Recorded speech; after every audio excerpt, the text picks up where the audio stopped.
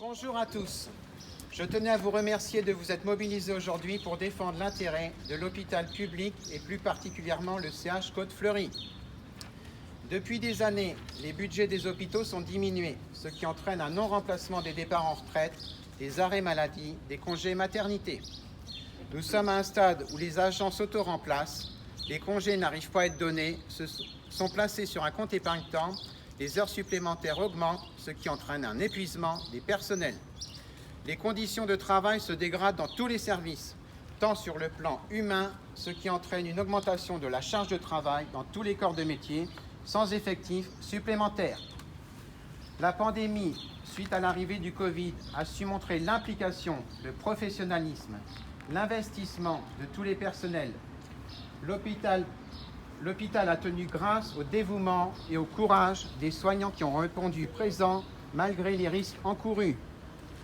Le gouvernement a attribué des primes différentes selon les services, ce qui a généré un sentiment d'injustice, d'inéquité.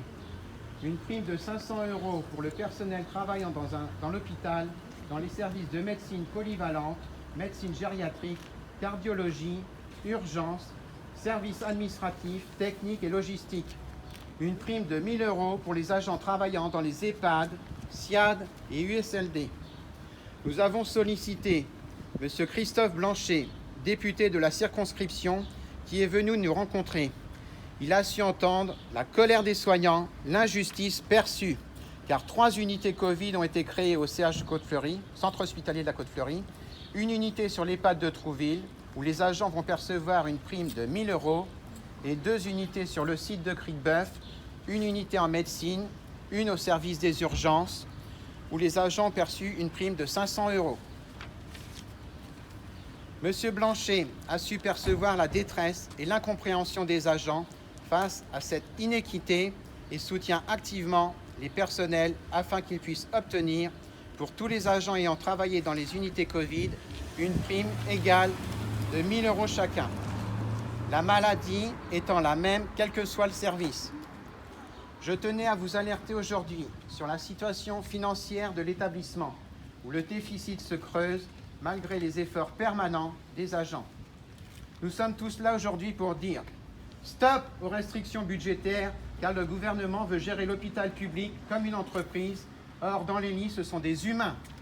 Stop aux dégradations des conditions de travail. Stop au non-remplacement des départs en retraite. Stop aux réorganisations de services qui demandent toujours plus avec moins d'agents.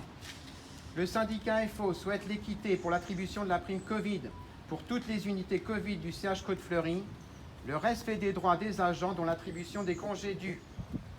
Dernièrement, nous entendons la réapparition d'une éventuelle direction commune avec cette fois-ci le CHU de Caen, ce qui entraînerait la fin de l'indépendance, de l'autonomie du CH Côte-Fleury. Nous avons toujours été ouverts au partenariat avec d'autres établissements, mais souhaitons garder notre indépendance. Je tiens une nouvelle fois à vous remercier de vous être mobilisés, sans oublier les collègues présents dans les services qui ont pu se libérer, ainsi que M. Blanchet pour son soutien.